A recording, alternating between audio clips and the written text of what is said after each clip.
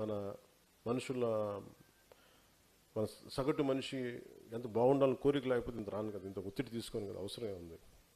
చాలామందిలో సుఖంగా ఉండొచ్చు, బతికేయచ్చు. నేను చాలా సుఖవంతమైన పొజిషన్లో ఉన్నాను.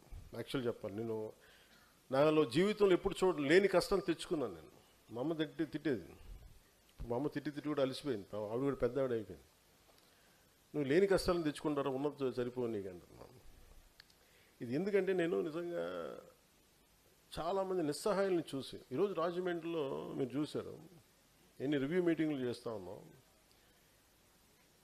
దాదాపు రాజమండ్రిలో ఉన్న 65% మురుగునీరు గోదావరిలో కలిసిపోతుంది.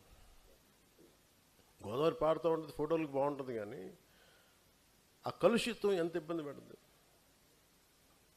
దాన్ని ఎప్పటికప్పుడు ఇమీడియట్ బెనిఫిట్స్ కోసం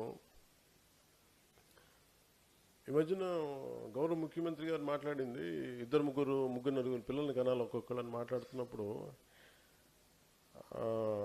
ఆయన ఆలోచన ఏంటంటే భవిష్యత్తులో పాపులేషన్ తగ్గిపోద్ది, అప్పుడు ఇబ్బంది అవుతుంది అభివృద్ధికి. ఏదో ఆయన గణాంకాలు ప్రకారం ఆయన చెప్తే నాకు ఒకటి అనిపించింది, భవిష్యత్తుకి ఆరోగ్యకరమైన వాతావరణం ఇవ్వడం కూడా మన బాధ్యత కదా అనిపించింది. పిల్లల్ని కనేస్తారు, కనిపించేసామో కానీ.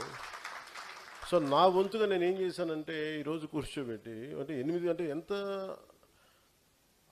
అధికార యంత్రాంగం అందరూ కూర్చొని 8,000 కోట్ల పైచిలకు పుష్కరాలకు అవుద్ది. ఆ దాంట్లో ఏ నదిలో అయితే స్నానం చేయాలో ఆ నదిలో 70% 65 నుంచి 70% మురుగునీరంతా, లక్షల మంది వాడే మురుగునీరంతా గోదావరిలో కలిపేస్తుంటే దానికి బడ్జెట్ లేదు అసలు.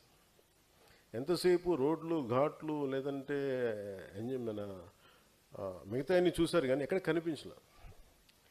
సో ఆ గ్యాప్ ఉంది చూసారా. ఇప్పుడు సగటు ఏంటి, ఎవ్వరు మామూలుగా వీళ్ళల్లో మాట్లాడుకుంటారు, బయటికి మాట్లాడుకోరు. ఎందుకంటే పొలిటికల్లో దీనివల్ల బెనిఫిట్ ఉండదు, డివిడెండ్ ఉండదు. దీంట్లో అందరూ వదిలేసింది పట్టుకోవటమే జనసేన ప్రత్యేకత. చూడకపోతే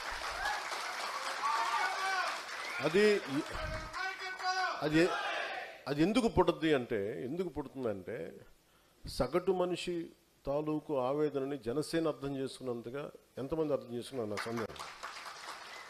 దాని నుంచి ఉత్పన్నమైన ఇవన్నీ. సో మీరు